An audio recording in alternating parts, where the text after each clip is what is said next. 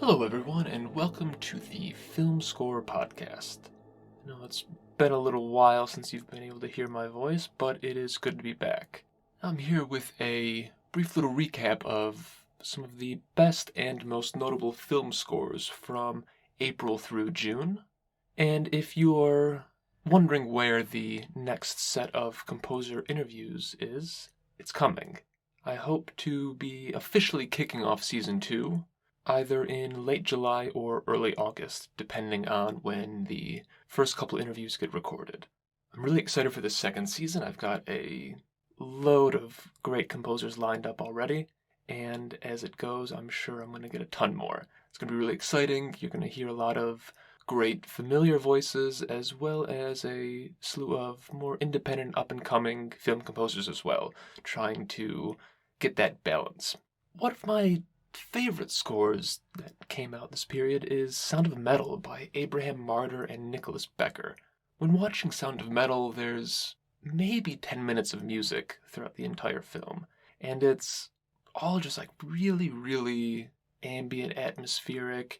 It kind of reflects the sound of the main character Ruben's hearing loss slowly degrading. So when I saw that there was a full score release that's about an hour long, I was really surprised. I didn't know how they were able to do it. And it's really cool. It's a mixture of score and sound design where you're getting these ambient, atmospheric sounds and noises that are sometimes piercing, sometimes dull, that mimic the slow degradation of Ruben's hearing, interspersed with almost like field recording sounds, dialogue snippets that come and go in volume, intensity, and clarity.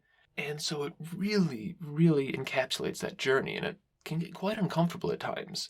One of my other favorite parts of that release is that it has two vocal tracks as well. So one of them is the song that Ruben's band plays in the beginning, and it was actually performed and written by an extreme experimental musician known as Pharmacon and the drummer of the band Bossa Dinage. So they really got some slightly obscure, at least out of the mainstream musicians, but who also have a really strong resume and a lot of credentials in more metal-facing extreme music to write and perform this song. And the album version is really killer. It's really heavy, really punishing, and my single favorite track on that release. Highly recommend checking it out. It's obviously not going to be for most people, especially those hoping for the more traditional type of film music. And really a lot of the scores I'm going to talk about fall outside of that realm. Another score like that is Shiva Baby by Ariel. I'm so happy that this score is only about 22 minutes long. And it's not because it's bad, it's because it is so uncomfortable. It is basically endless anxiety from start to finish. And it really just builds in your gut this cacophony of noise and strings, and it twists you into knots. And so it's a welcome relief when it's over, but of course that doesn't stop you from hitting play and starting it over again. And there were actually several really cool experimental horror scores from this period as well. You've got The Power by Xl Twin and Max de Wardner, In the Earth by Clint Mansell, Honeydew by John Merman, and Death of Me by Mark Seyfried. I won't get into each one super in-depth, but I've talked about Xl Twin before on this show. I've interviewed her, and I think this was a really strong follow-up to her solo film composing debut of Nocturne. Death of Me by Mark Seyfried was really surprising because it's so heavily reliant on vocalization, a male and female voice singing almost nonsensical or just syllables to one another, basically having a discussion, a conversation, an argument throughout the entirety of the score. And it embodies this couple who are trying to unravel a mystery. And so when you listen, it's almost as if the couple is trying to unravel the mystery in your ears as well. It's really cool. In some ways it reminds me of Tamar Khalil's Shirley or Heather Christian's The Craft Legacy, both of which also had a very heavy usage of vocalization, but Mark Seyfried takes it even further. In the Earth by Clint Mansell, I was really hesitant about the score at first because it was marketed and pushed as Mansell recording plants. And I thought, oh, what a silly gimmick. This is Clint Mansell. He doesn't need a gimmick to push his scores. But fortunately it isn't. It's an unorthodox technique that sees Mansell getting really, really into the themes and the plot of the film itself and using those to create his score. And it works out really well. Basically, Mansell's plants speak a language of terror, and these alien voices are threatening us and promising annihilation. It lets him tread this line between a synthetic modernity and the organic and the things that come from in the earth. So it's a cool connection between these two very different sonic worlds. One composer that really surprised me in this period is Junky Xl. I've never really been the biggest fan of his music. It's just the style that doesn't really resonate with me, although he's of course really popular, getting both really mainstream films, just huge AAA big budget action films quite often, but also has a very devoted following, tons of listeners. And so after listening to Justice League and Godzilla vs. Kong earlier this year, both scores that I wasn't really that crazy about, when Army of the Dead came out, I thought it'd be really similar. But Army of the Dead actually sees him basically having his most intimate score in a while, and maybe ever. In particular, it's this trilogy of songs right near the beginning of the release. It's called Scott and Kate. There's just this really intimate, emotional, human element. It's sweet and hopeful and longing, and you don't hear that very often in his music. But what's cool too is over top, and it's probably an effect layered on, there's scratching and skipping and imperfections. It's like listening to an old marred vinyl, and it creates this sense of loss or this nostalgia where it's these three songs that are basically the memories of a character. And it was just really, really interesting, really fascinating, and it hits you on a very deep level. And it's something that I've just never heard from him before.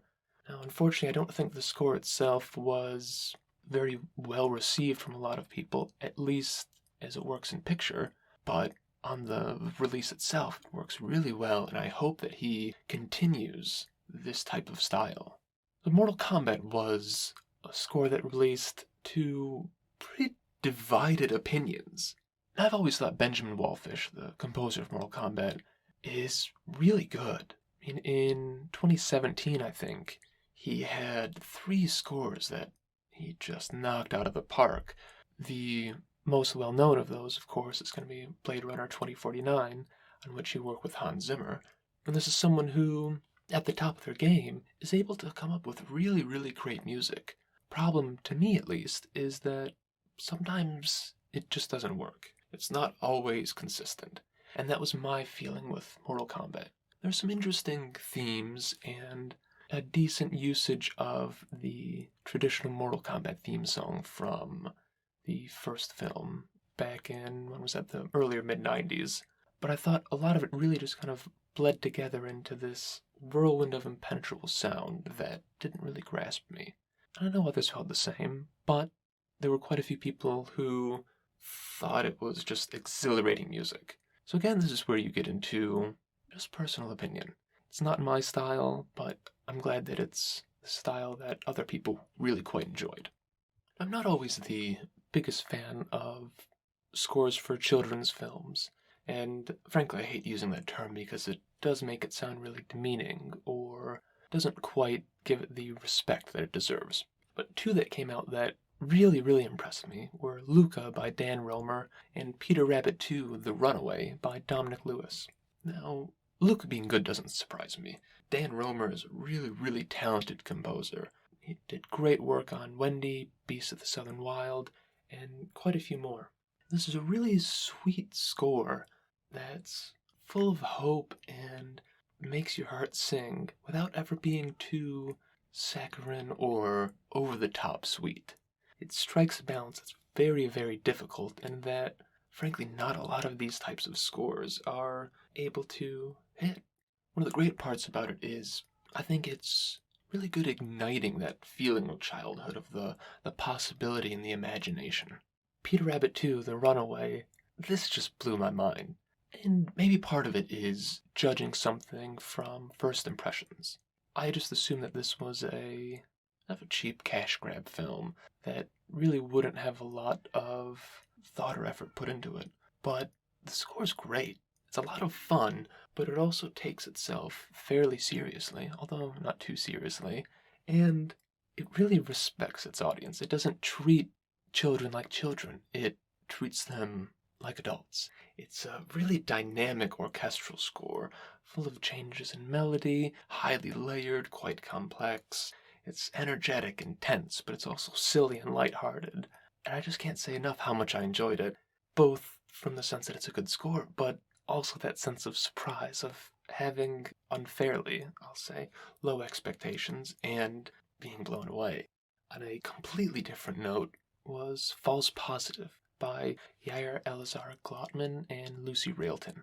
Now, Glotman's name might sound a little familiar because he had actually co-composed Last and First Men with Johan Johansson. Similar to that score, this is a really, really droning release. It's about a half hour, so even if it isn't your style, I recommend checking it out. It's quick, it won't take a ton of time, but it's full of this rumbling cello and contrabass that you can feel deep inside of you. It's like an arm reaching into your throat, down into your guts, and just grabbing on.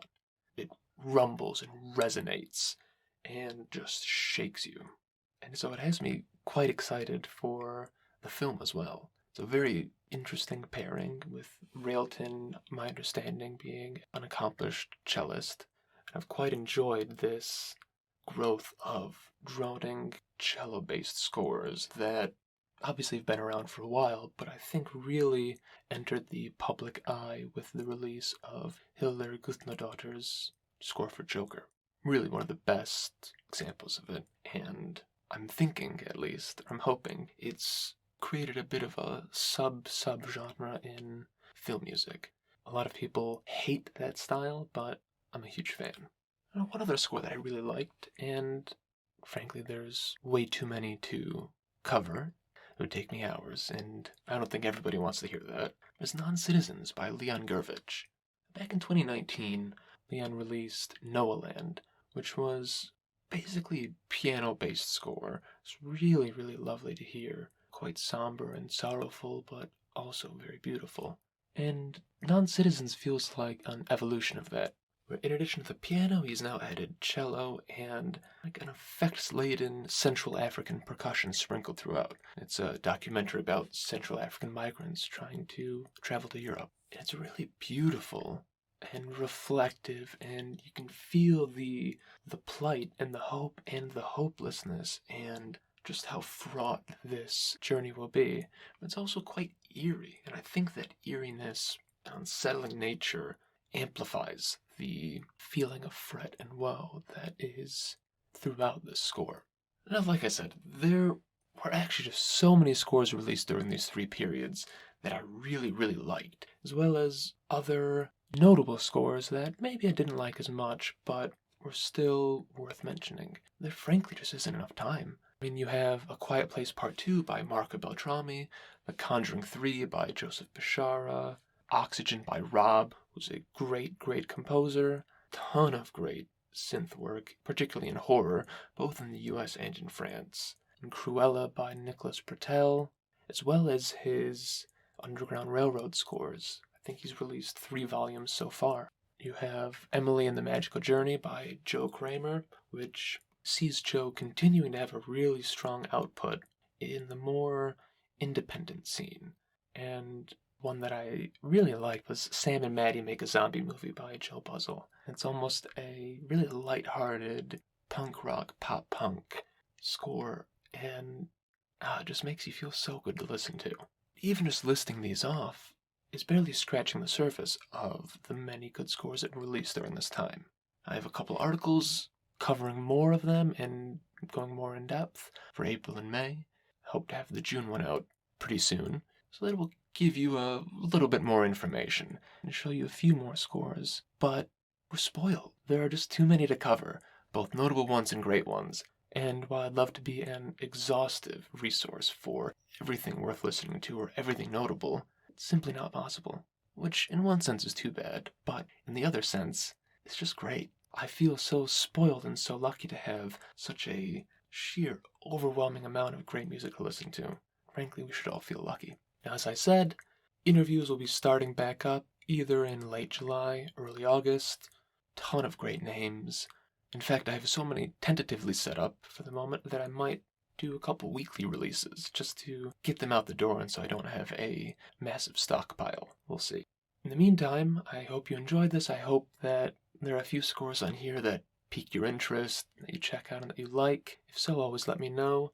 And again, if you're enjoying the podcast, leave a rating, leave a review, follow along on your podcast streaming service of choice, and I'll talk to you hopefully in less than a month.